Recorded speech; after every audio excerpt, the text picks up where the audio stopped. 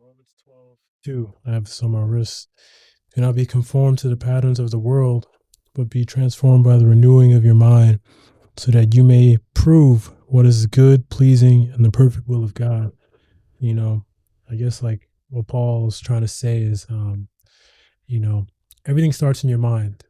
Everything starts in your mind. What you create, what you think, the negative thoughts you have, the positive thoughts you have, everything starts in your mind.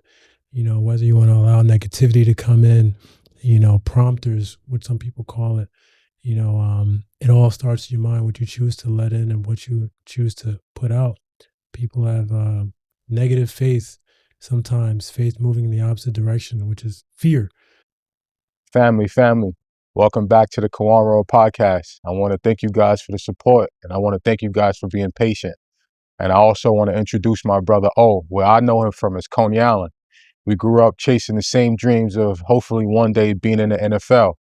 So my name is Oluwatoba Akilan. Some people call me O. Some people call me Toba.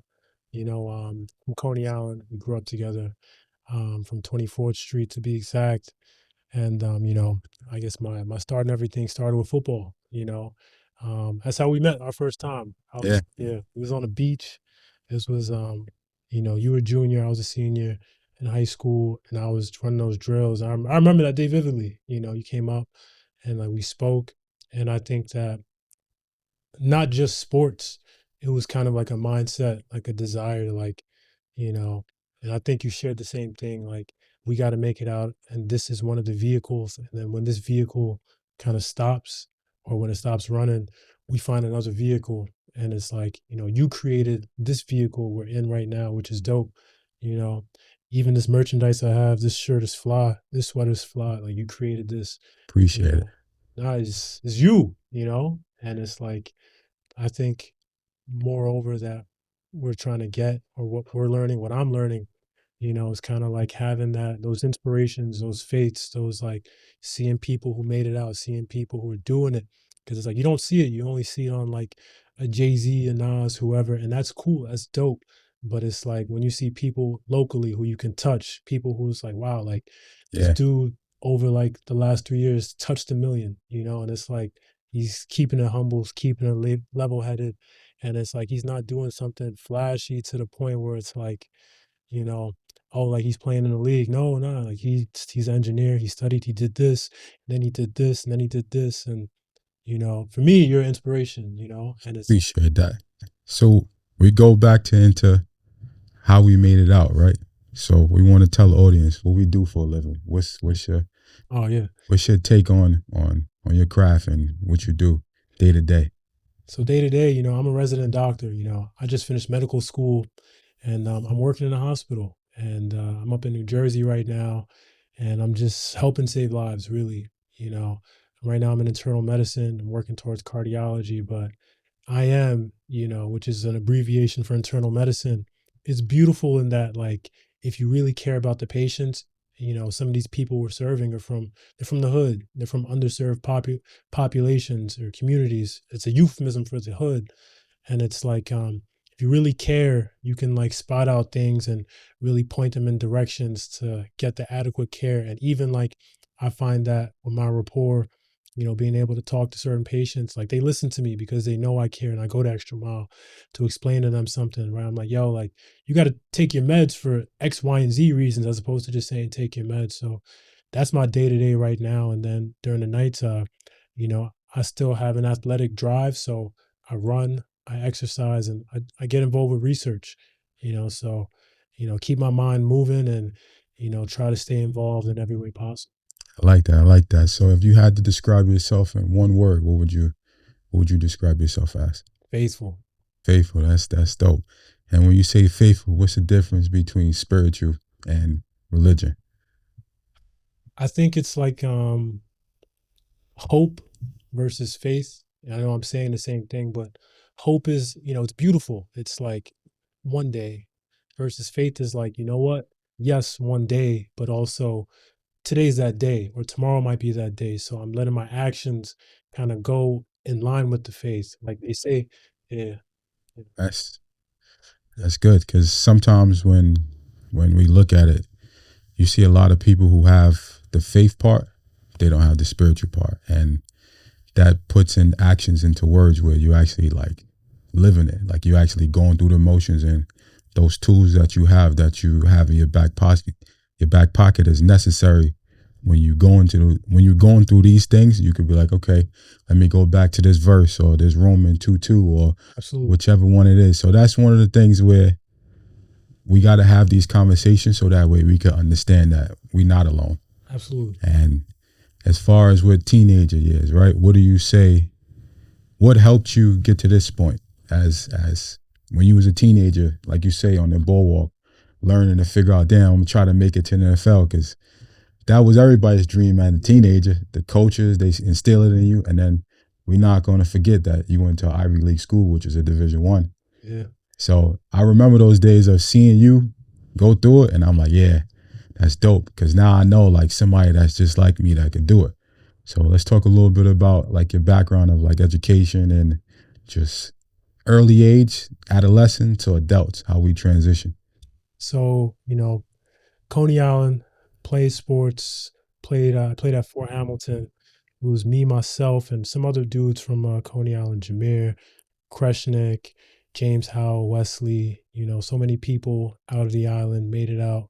Anwar Isaacs, um, you got the Labanauts, all these people we look up to, Yes. especially in football, because basketball, without saying, your brother, right?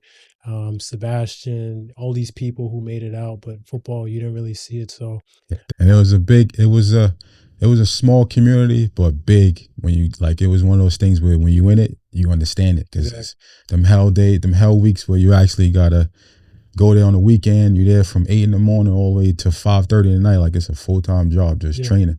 absolutely. So that goes into saying how did football shape you to who you are? It gave me the mindset, that mindset of overcoming, Yeah. that mindset of like, this is my tool, this is that vehicle that I'm gonna, make it out and, help my family make it out too. And it's not quite there yet, but I feel like just having that mindset of overcoming setbacks. I was a bench warmer from like freshman year to junior year of high school. Yeah. Rode the bench. My coach, I have love for them, to help me out, but they changed my position from receiver to left tackle my senior year of high school. And I remember that disability. I thought it was a joke. I Yeah. started crying and I quit. And Coach Knight, Coach Rodney Knight, of the Coney Island Sharks, he was one of our coaches at Fort, and he was like to me, because I was crying, and he grabbed me, and because I said some expletives to one of our coaches, Yeah. and I walked out the gym because I reached my breaking point, and Coach Knight said, if you quit right now, you'll be a quitter for the rest of your life. I never forget him saying that. I remember this so vividly, and I was like, I was like, you know what, like, in these tears, I'm like, let me just, if it's not for anyone, Coach Knight, because he used to drive me home and like pick me up and take me to practice.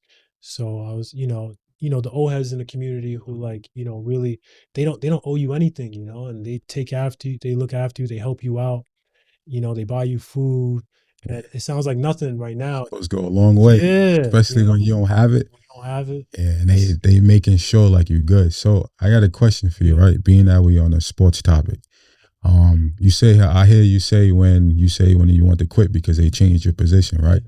But that was in your adolescent ages. But what about when you realized that you wasn't trying to pursue football as if you had the same passion when you was younger?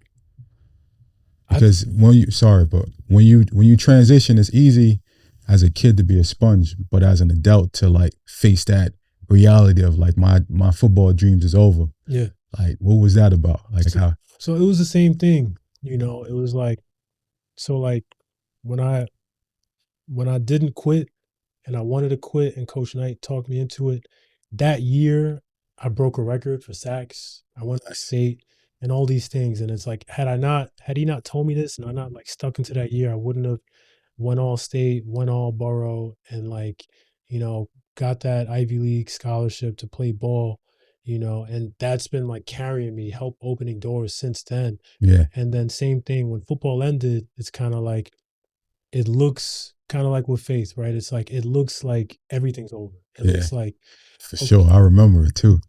it's like that one thing, this one skill I've been building on for like My whole teenage years, now it's nothing. it's gone. And I was like, you know what? Like I'm back in Coney Island. I was much bigger, I lost weight. I was 250 stacked, 260, like just yoked up. Couldn't fit on the bunk bed. We had a live in a two-bedroom apartment. Yeah, Couldn't fit on the bunk bed, so I'm sleeping on the couch.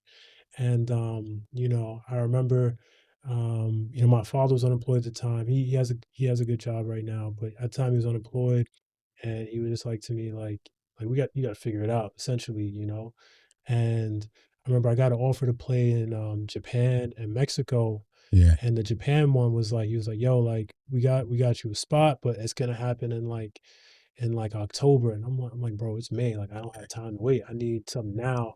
I need And to figure it out I, sooner than possible. like I need, you know what I'm saying? And it's like Mexico, he was like, I got a contract for you, but you got to sign this by tomorrow. And I was like, I remember you was telling me that too. I remember that. exactly. He's like, "Yo, what should I do?" I'm like, "I don't know. That is too. That's It's too quick. yeah, I'm like, and that's when I knew this is for me, my heart's not in this, and maybe God is pivoting me, and I gotta just trust that this is going to the right direction.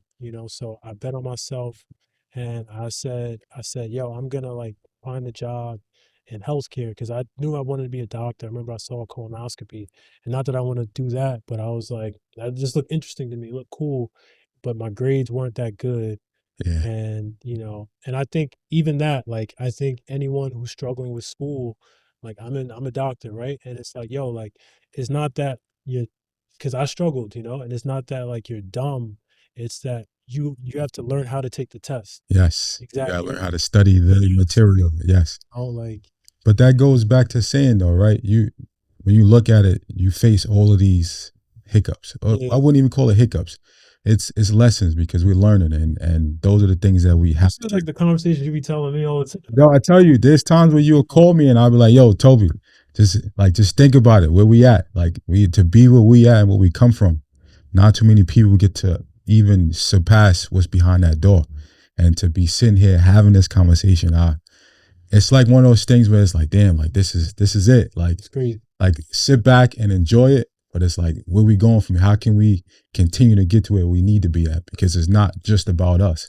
When you look at it, you're not doing it for you. Exactly. And the space where, like, I mean, not to say you're not doing it for you, because it's essentially you're putting in the work, the time, and the effort, but it's bigger than you. And Exactly. that space where you got people that you gotta look after. You got a little brother that's looking after you, watching your every move, and he's learning the same things that you was learning, that you didn't have that tool. But now that he got you as that tool and that testimony, it's like one of those things where it's like, all right. Absolutely. So that's a good thing that I'll say. Like I'll say, we've learned how to transition from that. And even with school, like now that you're not playing high school football and being the guy, playing in the Ivy League Division I school in New York City, which is Columbia University, now you transition into being a doctor. So now let's talk about the early stages of how we transition that tool that we have from sports that we got back from Coney Island, where it's like, man, it's an end all be all. Let's put my all in it. So Yeah. that next phase of your life with being a doctor and the residency of cardiologist, how we going with that? Yeah. So, cardio is the next step, but right now I gotta, thug it out with IM, which I like. I just love caring for people.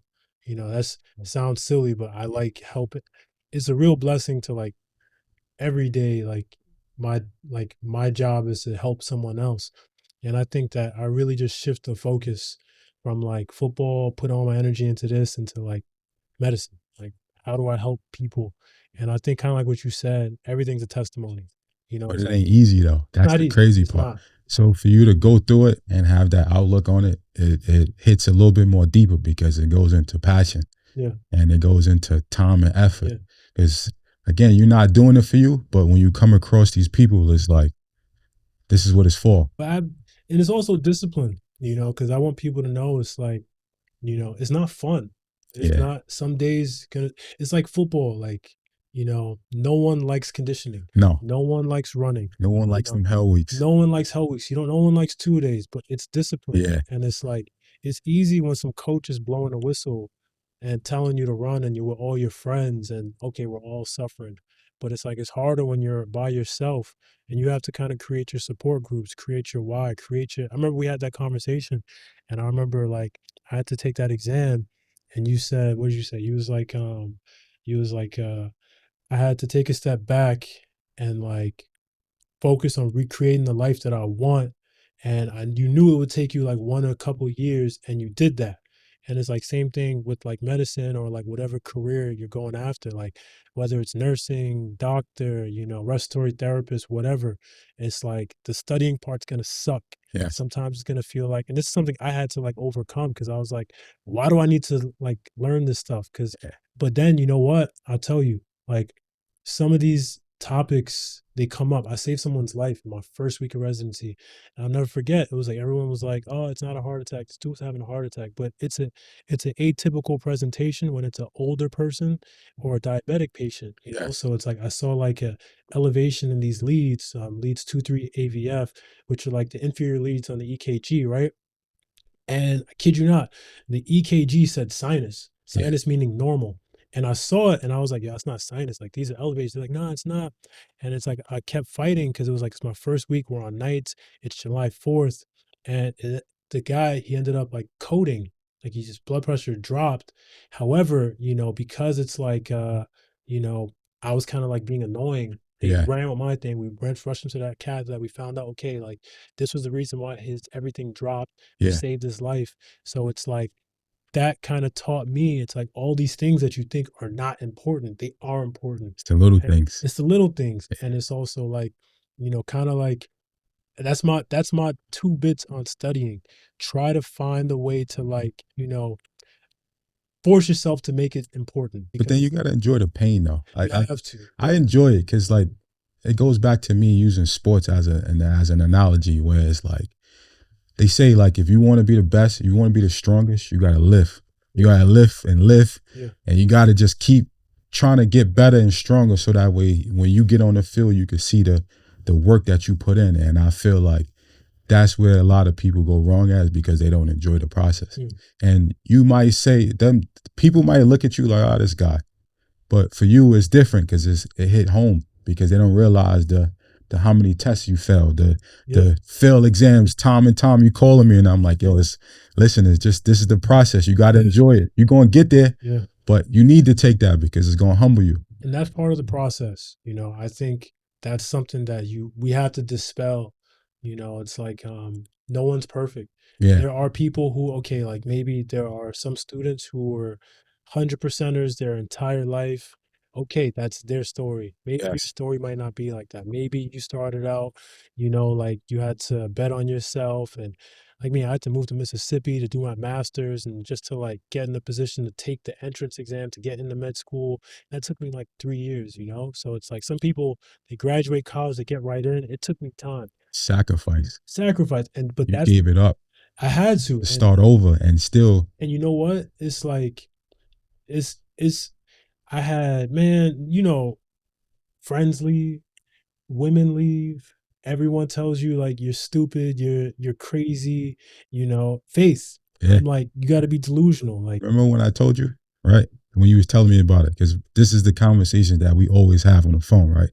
And you was like, yo, man, am I doing it? Like, and I'm like, yo, bro, just think about it from where we come from. Exactly. To be considered a doctor, to know like, damn, this is crazy. Like I could call my friend and be like, yo, what's this? Or even just you could call me for something that's engineering wise or just health wise, where it's like people don't, when we see this, we see it on the TV, we see it on the screen, but to be able to be reachable and to be able to be like, okay, he went football, but then he transitioned into this. And then he's still elevating to get wherever he wants to go, wherever he challenges his mind to be in this space. So that's why I say that's a blessing.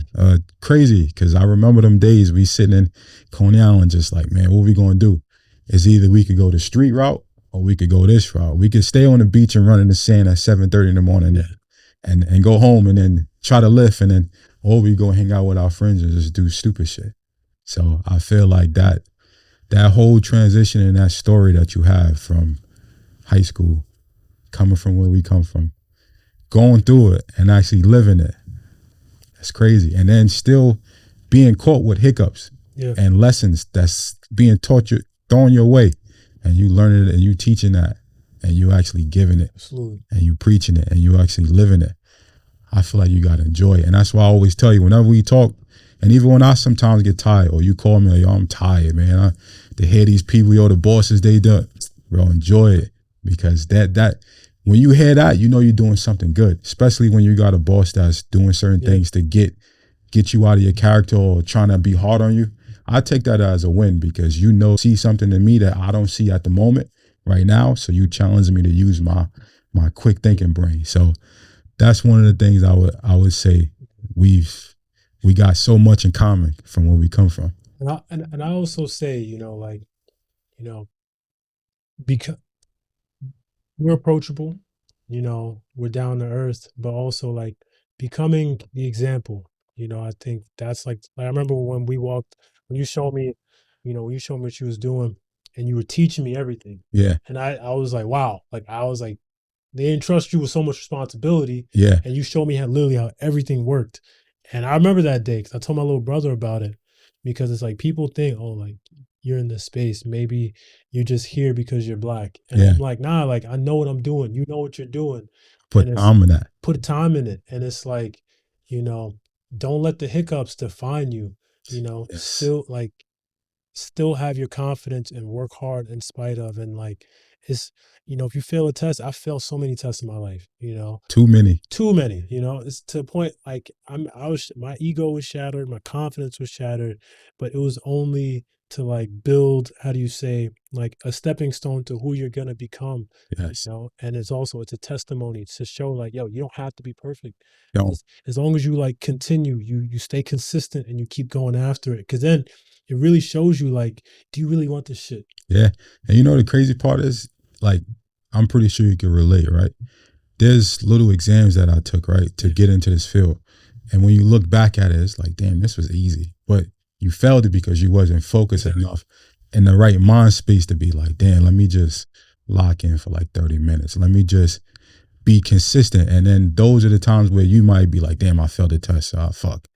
I can't do it no more. But then when you be like, let me go at it again. And then when you see the score you get the next time because you prepared for it, Exactly. it's like, oh yeah, this is good. Back to what you said, sacrifices. Yeah. It's like you might you might have to lose out. You might not be cool right now. You You got to might give up everything. you got to give it up, Yeah. but it's only for a short term, and enjoying the process. Enjoying the process looks different for everyone. For me right now, enjoying it is like I forced myself, I'm going to have a life. Like yesterday, went for a run. I'm going to take myself, go to the movies. I'm going to date myself. I'm going to go out with friends. Like this is part of having a life. And if I study, I'm going to put some music on in the background just so like it feels like I'm doing something else also. I'm going to multitask. It's like it's gonna suck, but you have to make it fun. You like it's not gonna be fun on its own. You have to make it important. You got to make it fun. You got to make it feel like okay, like you're still living your life. But how do you make time for, as much as you sacrifice, how do you make time for your family? My Because family. those are the Yeah, those those are the people who support you yeah, when nobody else is around. So in that space, where do you make time for them at? Because you've given up a lot. Like you yeah. say, you went to college, you went away. Your younger brother now he's home to defend for himself. Now that you went to Mississippi to further your education in your medical field, how do you like make time now that you do have a little bit of leniency to take a break?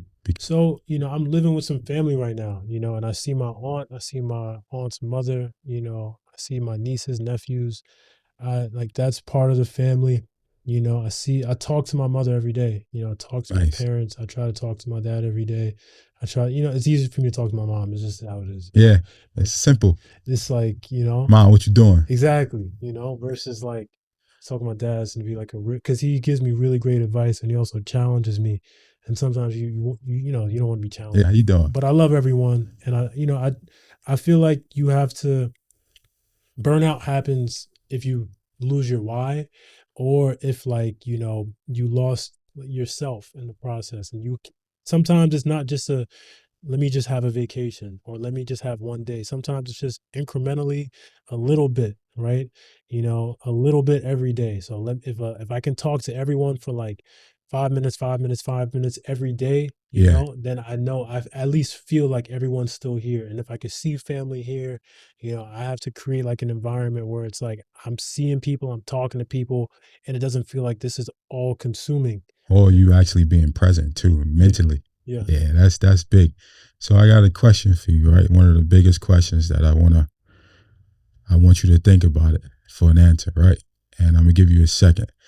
So if you had to send a message to the audience, the youth, the guys who are our brothers or our sisters, or somebody who's going through that same experience that you're experiencing now, and you being a testimony, what would you have of knowledge to give to them? Like just a message to go home with. I'd say, one of my favorite verses in the Bible, Joshua 1:8, right? It's like a be strong and very courageous. This happened when Moses died. Moses, up until that point, he was seen as like the guy, the person who's, you know, um, really been the mouthpiece for God. And now it's like, okay, he's dead. How are we going to get into the promised land? Define your own promised land, how your life you want it to be, right? And now you have Joshua, the servant of one of the assistants of Moses, right? And you're like, oh man, like this guy's young. Like, how's this going to happen? Have faith in this moment. Be strong and very courageous to come after whatever task you're going after, right? Yes. Courage isn't like, oh, like this is easy. I'm going to do 10 push ups. Nah, courage is like, go after that dream that you said that people told you can't do. Like go after, let's say like you're doing bad in high school, you're doing bad in college, whatever, and like you want to be a lawyer, you want to be a nurse, you want to be a teacher, you want to be a professor, whatever. Like it's like I don't care how old I am, I don't care what people told me, I don't care. I'm gonna be strong and courageous. I'm going after it, and maybe I'm gonna. When I was in Mississippi, bro, my parents helped me out so much. I was living on $100 a month, so I had to like all my food, everything. Like I was living what maybe like 5 miles away, so I'm walking to school. My bike broke. That's like a 2 hour walk or like an hour and change walk every day. But I'm like, I gotta finish. I gotta finish. I see it through. And it's like I lost so much weight at that time because it's like, bro, like $100 for an entire month. It was embarrassing. I kid you not. Like it was like I remember like man, it was a rough time, but that's part of being strong and very courageous. It's not gonna look sweet. It's not gonna look pretty. But then it's like when it's done, it's like we're overcomers by the word of our testimony and the blood of the Lamb. Like you can tell your story. Like Kawaun can create his whole thing. You know what I Yes. mean? And it's like, you can bring your friends and you can tell them like, yo, bro, like I did this, you got to do that. We could do this. And now it's like comes unity. But in the beginning, it's gonna look grimy, gritty. It's not gonna look sweet. It's gonna look like, Yes. okay, like that Cutthroat. cutthroat. Like you play ball, it's over. What do you gotta tell me now? Right? You back in the hood, you didn't make it, you got all these muscles, but like what what you Yes. got? And they Yeah. stuck. You stuck like Yeah. and it's like I've been there, and it was that's why it took, bro. I didn't watch football for like 3 4 years. Like I still don't watch it. exactly. That's what I'm saying. It doesn't feel the same. And it's maybe it's a little trauma, but I'm just like, you know what? Like I was listening to this interview with George Gervin. He was talking about like Michael Jordan and Dr. J. Dr. J was like the MJ before Michael Jordan. Yes. And George Gervin said he was like in the beginning of my career, like playing with Dr. J showed me how much more I gotta do. And then he was like playing with MJ showed me I had my turn. And that's how I see things like football. It's not like ah man, like F this, like, it did me dirty. It's like I had my turn and that's okay. The seasons have changed, right? It's like the leaves used to be green, now they're yellow. They falling. It's fallen. It's a different season now, and that's okay. So it's like, you gotta put behind when I was a child, I thought like a child, right? So it's like, but now, you know, I'm a man and I have to think about things in a certain manner so I could take care of both myself and my family. And Yes. football, maybe if I can coach, that's the only capacity that will be. But I got to take care of my new passion, my new responsibilities, and all the people who are in front of me so that I can, help inspire others, if not anything else, So, you know, um, I think, if you got a dream, you got whatever, sack up, like be strong and very courageous, get after it, and be relentless with it. And you're gonna have setbacks. You're gonna have moments when, you're like, is this what I'm supposed to be doing? And it's gonna crumble at times. And it's like the people who come back, and it's like I refuse to be told no. Right? Like I got my first job off of like a cold called. I told you I was sleeping on that couch. I wake up at 5 a.m. every morning and I would cold call like almost every job in Indeed. And I just like look up places and I send all these emails and I call, and I got my first interview with Ryan Shelton. He was a really great manager. And he told me, he was like, I remember got me an interview because he was an Army guy. He just was like, okay, you play sports, you're really green, you just graduated college, gave me an opportunity. And in the interview, they were like to me, like, so what do you know about cancer research? And I was like, I didn't even know it was a cancer research interview. I just wanted a job in healthcare. And Yeah. they all laughed, but then they were like, we like this guy. And they gave me the job. And it's Nice. like, just came off of like being persistent. Because they saw what you didn't see, and that's reflection. Mm. And what you see in the mirror, sometimes other people don't see that, or vice versa. And you might limit yourself, but somebody might see your gift and they're like, oh, wow, let me get this guy a shot. Because look, the mindset that you got, the cultivating, the development, and the innovating of being creative, like you actually like living it and you being optimistic about it. And there's one quote that I wrote down and I thought about really, really tough. And I got to say, it's a dog on the field and a heel in the clinic. Mm. That's tough. Much love, Brody. And again, I want to share to my audience that whatever you want to put your mind to is there. You just got to see it. And when you see it, you got to put it in perspective of actions, because words is just words. That shit goes through one end, through the other. Exactly. But when you live in it and you walk in it, that's where we got to start putting light on it. And again, this is my brother. This is from when we was a teenager. And to be able to show that we could be touchable and reachable, like we touchable, like it's not that I'm not far away and he's not far away. It's just a phone call away. So again, let's continue to uplift. Let's continue to grow, challenge, and push each other to the max. Because again, you'll never know what's behind that door unless you really go on and you're willing to go behind it and sacrifice everything. Everything. Your family, your personal life, your health. And that's not to say it where I'm ready to give up, but it's one of those things where it's like you got to be willing to go that extra mile to get where you need to be at. So thank you guys, and I appreciate you guys rocking with me. And I'm closing out here with my brother O.